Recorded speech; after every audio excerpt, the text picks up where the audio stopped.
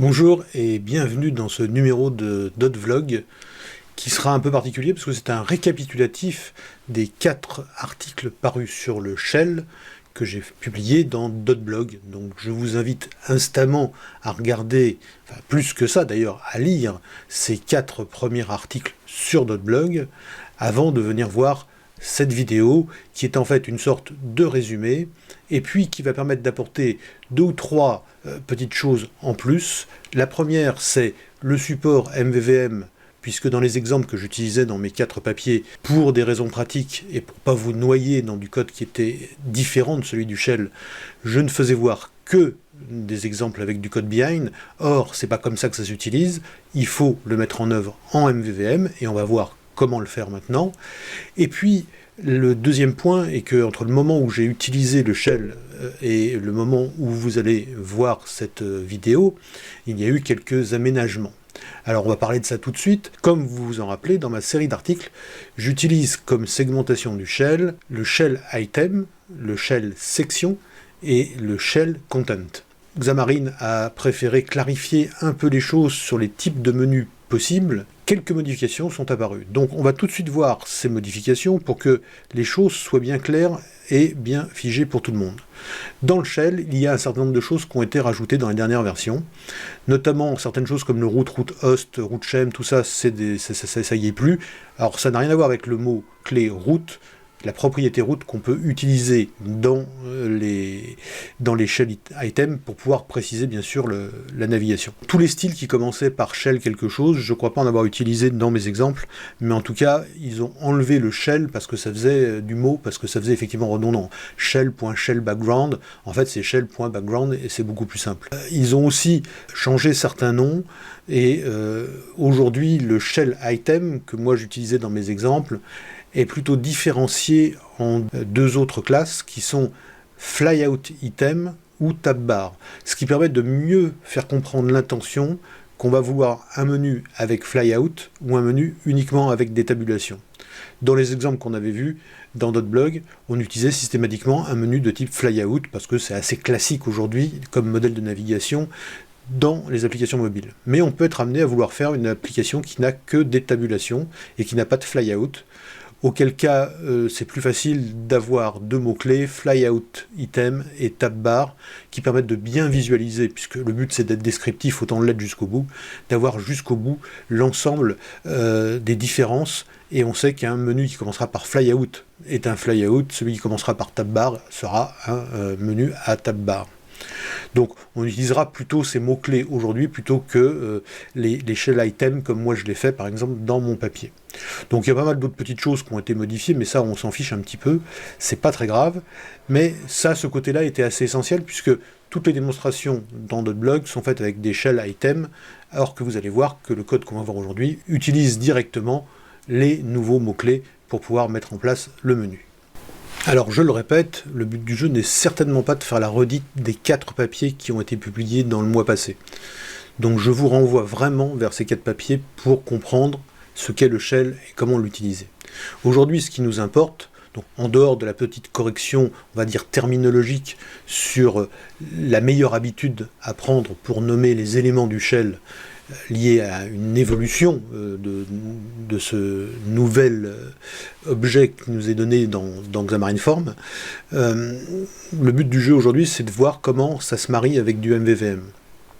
Donc, on va aller très vite et on va surtout se focaliser là-dessus. Donc on a une application de type template, j'ai pas été chercher bien loin, dans laquelle nous avons les modèles. Les modèles, ce sont des items. Ces items, ils ont un ID, un texte, une description, donc rien de bien extraordinaire. J'imagine bien que dans une application de démo de ce genre-là, les choses sont simples. On a une interface d'accès aux données qui est un service qui se déclare sous forme d'une interface iDataStore de T, puisque ça peut servir pour plein de types d'objets, d'items différents. Donc avec add, update, delete, get item à 5, get item à 5 ici avec un refresh forcé. Et on a bien évidemment une implémentation concrète qui va être le mock data source, qui lui va pas aller chercher des choses dans une base de données ni rien du tout, mais qui va tout simplement aller créer un tableau en mémoire et qui va simuler en fait la plupart des méthodes de l'interface. On va se retrouver donc avec des vues, une vue About Page, donc une vue qui va nous permettre de voir directement la page d'information à boot, mais avec une petite spécialité, c'est qu'elle aura un bouton qui va permettre d'aller naviguer sur le web pour avoir plus d'informations. Donc on verra ça ensemble. Une item details page, donc vous voyez très très simple, avec juste des labels qui permettent d'afficher le détail d'un item. Une items page, donc comme on peut s'y attendre, avec une list view qui va afficher la liste des items, et puis new item page qui va contenir des entries et qui va permettre de saisir un nouvel item, puisque c'est quand même relativement important dans ce type d'application d'avoir comme carcasse ou même de test quelque chose qui ressemble un peu à la réalité, c'est-à-dire afficher, avoir le détail et rajouter un élément. Et puis cette application bien sûr comprend un app shell, alors on lui donne le nom qu'on veut bien sûr, hein, mais ici c'est app shell, qui va définir le shell de notre application. On voit que c'est assez simple, il y a beaucoup de choses commentées. Donc on va d'abord commencer par faire tourner cette application pour que vous voyez à quoi elle ressemble et dans quel contexte les choses s'organisent et se passent. Magie du montage, j'en ai profité subrepticement pour lancer Visual Studio 2019 Preview toujours, afin que vous ayez les deux saveurs dans cette vidéo. Donc nous sommes maintenant sous Visual Studio 2019 et nous avons notre application qui est lancée. Que voit-on? On voit une page qui s'appelle Browse avec un bouton Add, donc dans une tabulation supérieure, dans un bandeau supérieur, avec First Item, etc. Donc on voit que c'est rempli avec un certain nombre d'items. Et puis nous avons deux onglets de navigation, un qui s'appelle Browse et l'autre qui s'appelle About. Donc si je clique sur About, nous avons accès à la About page, donc qui donne, etc., ce genre de choses, qui nous dit Learn More. Donc si on clique sur ce bouton, on arrive immédiatement sur le browser qui va nous permettre d'accéder aux informations supplémentaires. Ça peut être votre site web, celui de votre entreprise qui apparaît à cet endroit-là ou des choses de ce genre-là. On revient en arrière, on revient dans notre application, donc on revient sur le browse. Comme on le voit, on a quelque chose du même type que ce qu'on a vu jusqu'à aujourd'hui, hein, dans les 4 papiers sur .blog qui décrivent tout ça. Et on peut ajouter un item, donc ici on va faire Toto, hein, notre ami Toto en informatique, je crois que c'est celui qui est le plus connu, et son copain Titi, hein. On fait un dismiss du clavier, et surtout en haut on voit que nous avons un cancel, un save, donc qui nous permettent pour notre new item, si on dit save, on voit que ce new item a bien été ajouté ici. Si on clique dessus, on est bien sur la page de détail de Toto, avec un bouton back qui est venu se mettre. Si je clique dessus, je reviens bien sur la page. Donc une application extrêmement simple, mais qui reprend effectivement les bases de ce que sont à peu près toutes les applications mobiles aujourd'hui. Donc des listes, des pages de détail, des pages de saisie, une about, etc., etc., etc. Donc, on ne va pas s'apesantir des heures là-dessus, mais c'était important que vous voyiez quel est le fonctionnement de l'application. Et puis, ici, nous sommes sous Visual Studio 2019, donc avec un preview qui marche beaucoup mieux, mais le preview de la page Shell, bien sûr, n'a pas beaucoup d'intérêt. La Item Detail Page, c'est une page extrêmement simple, hein, si on sépare et qu'on demande le preview, vous allez voir que le preview fonctionne très bien. Voilà, on a texte, item name, description, etc., etc. D'où viennent tout ça?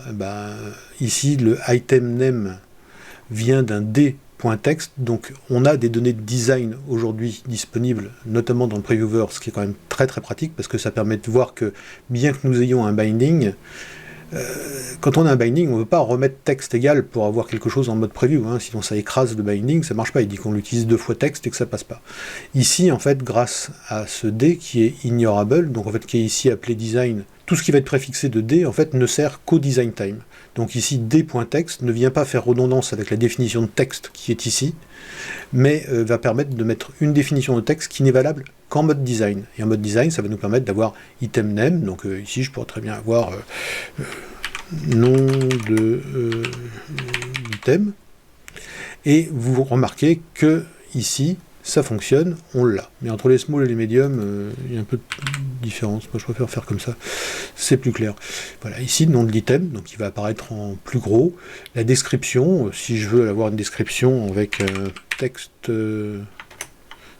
color, par exemple, de type, on va aller assez vite, Coral. Et puis, c'est à peu près tout. Donc, comme nos descriptions sont, voilà. Et on va voir celui-ci, le dernier, puisque c'est quelque chose d'important. On va surtout lui dire qu'on le veut en gras, donc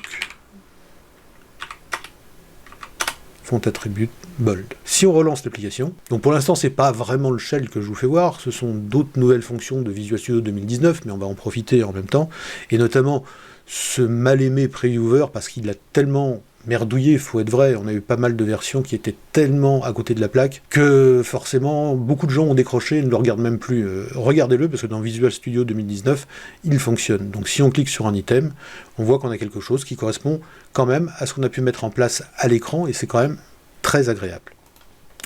Donc sinon, revenons à ce que je voulais vous faire voir dans cette courte vidéo, à savoir la mise en place de MVVM avec notre système de shell. Alors, première chose à voir, c'est effectivement dans le app shell, voir les quelques nuances, les quelques distinctions que nous avons, puisque dans les exemples que je vous donnais sur notre blog, j'utilisais uniquement les shell item, shell section et shell content. Donc on sait que le shell item, aujourd'hui, il est préférable d'utiliser directement l'item dans le type de menu que l'on va utiliser. Donc shell item donne un flyout. Donc ils ont fait quelque chose de plus simple, ils ont dit si vous voulez mettre un flyout, vous indiquez directement flyout. Et si vous voulez faire un menu sans flyout, vous utilisez directement le menu de type tab bar. Donc ça remplace en fait le shell item des exemples que vous avez sur notre blog, sachant que là on va faire un menu de type tabulation et non pas un menu de type flyout qui réclamerait donc de le dire autrement ou d'utiliser shell item qui marche toujours aussi bien d'ailleurs. Ici on a donc des tabulations, puisque les tabulations viennent remplacer tab, vient remplacer le shell section, si vous voulez. Donc c'est juste un changement de nom, ou en tout cas une substitution légère, puisque les autres fonctionnent toujours, et elles ne sont pas déprécatives pour autant, en tout cas pas pour l'instant. Par contre, ce qui n'a pas changé, c'est le shell content, donc c'est l'élément central dans lequel on définit les objets. Alors comme vous le voyez dans ce menu, ici on a défini ce menu par un content template. C'est une autre façon de faire que je ne vous avais pas fait voir dans les articles. Il y a énormément de choses à dire sur le shell. Il y a beaucoup de façons de l'utiliser, de créer des boutons à l'intérieur du shell, de créer des indications, des choses comme ça. Il faut vraiment que vous regardiez, que vous expérimentiez par vous-même parce qu'il y a vraiment beaucoup de choses. Donc là ici, on utilisera des data templates. Et vous voyez qu'ici on a des data templates qui sont définis en local, about et item page.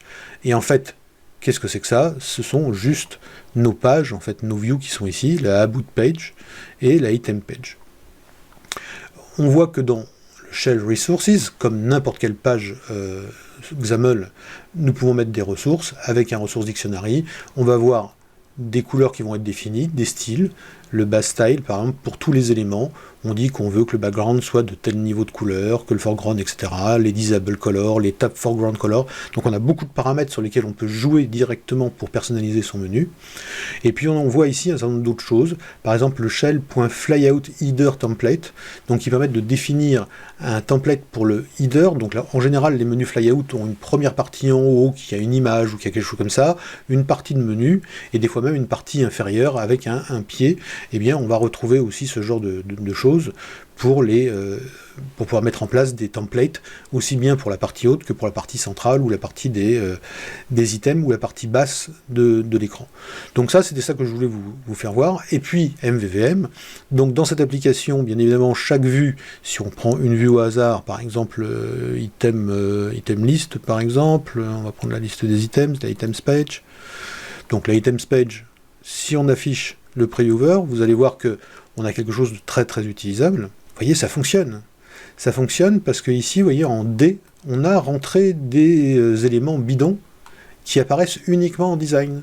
Ce qui fait que ça va me permettre de pouvoir mettre en place correctement mon design sans faire des runs intempestifs. Donc ça, c'est vraiment quand même quelque chose de super qu'il y a eu entre-temps et qui valait le coup d'être démontré aujourd'hui. Alors, on n'y restera pas des heures, mais c'est important. Dans le code behind, on a bien sûr la technique habituelle qu'on retrouve pour instancier les view models, qui est binding context égale view model égale new de item view model. Voilà, le item view model, il est ici, items view model. Et puis on a quelques effets auxquels on a le droit, comme le unselected item qui est dans le code behind parce que il va forcer la navigation immédiatement, etc. Alors cette navigation, ici, elle utilise justement ce qu'il ne faudrait pas faire. Elle utilise une navigation via la view. C'est-à-dire que c'est la view qui va gérer le onItemSelected et c'est elle qui va faire le navigation push async. Pourquoi? Parce que ici, on va être hors du shell. On va aller faire voir en fait une fiche qui est une fiche de détail, et cette fiche de détail, en quelque sorte, elle est quasiment modale. C'est pas du modal, hein, on voit bien que la navigation c'est simplement du push async, mais il est en dehors du circuit du shell de telle façon à ce que quand on revient en arrière, on puisse revenir directement à la structure générale de l'application. Si on la relance, vous allez voir tout de suite de quoi il s'agit. J'ai déjà fait plusieurs fois, mais quand on n'y pense pas, je crois que vous ne vous souvenez pas de ce que vous venez de voir, et c'est normal. Donc je vais cliquer ici, et vous voyez ici j'ai un bouton Back qui apparaît. Et j'ai beau avoir ici, je pourrais passer ici, mais si je reviens sur le browse, vous voyez, je suis sur une autre stack de navigation qui est locale au browse, et qui m'oblige à revenir là pour voir la fiche. Donc c'est extrêmement logique, c'est assez cohérent pour l'utilisateur. Or, cette navigation-là, on aurait pu la faire autrement. Ici, il a été choisi de la faire directement par le code behind, parce qu'on ne fait intervenir que des éléments visuels, et on n'a fait aucun traitement. Alors il y a quand même le fait qu'on récupère le viewModel, il y a quand même qu'on récupère l'item et qu'on le passe, etc. Bon, c'est pas très clean, donc il faudrait le faire normalement par le biais d'une commande, récupérer l'item en cours et l'afficher et faire la navigation. Mais comme on veut utiliser la navigation push async, la navigation push async côté viewModel, on ne l'a pas. Hein. Donc il y a une espèce d'ambivalence encore aujourd'hui sur la façon d'utiliser le shell avec MVVM. Alors, je vous avais fait voir dans les articles précédents comment on utilisait le GoToAsync qui permet de naviguer directement dans une page en suivant une route bien particulière. Ce code-là, vous pouvez l'avoir de disponible directement quand vous créez une nouvelle application de type Xamarin Form dans VS 2019 et que vous demandez un modèle de base avec le shell, il va automatiquement vous créer une structure de ce type-là. Donc c'est très facile pour vous d'utiliser ce même code et de venir jouer avec. Alors je vais vous proposer, on en rediscutera, et ce que je crois qu'on va faire, plutôt que tapoter pendant des heures pour vous faire voir comment j'ai modifié ça en MVVM. Alors vous voyez quand même qu'on a une structure déjà MVVM bien placée, hein. On a des viewModels, on a nos views, elles sont liées à leur viewModel, et on a un shell tout à fait classique, exprimé avec des mots-clés plus récents, en tout cas ceux que Xamarin aujourd'hui veut promouvoir, qui sont tab bar ou des choses de ce genre-là. Et on vient de s'apercevoir que dans la navigation de l'item page, notamment quand on était sur cette page ici, on s'aperçoit que la navigation en fait est un peu une astuce qui reste du côté de la view. Or ça c'est pas propre. Donc ce que je vous propose, c'est de réaliser vous-même l'exercice. Partez du template, hein, utilisez VS 2019 et son template, partez de ce template, vous allez avoir rigoureusement le même code, et ce que je vous propose, c'est de transformer ça de telle façon à ce que ça soit du vrai MVVM et que tout se passe du côté du viewModel. Et ça va être beaucoup plus amusant que de m'écouter parler et de me regarder taper. Donc dans un article prochain, je pense tout simplement sur .blog, parce qu'il suffira juste de donner un extrait de code, je vous indiquerai ma solution, qui sera peut-être pas la vôtre, et ça sera d'ailleurs l'occasion d'échanger et de voir quels ont été vos choix par rapport aux miens, et peut-être quels sont les plus efficaces pour aborder ce problème.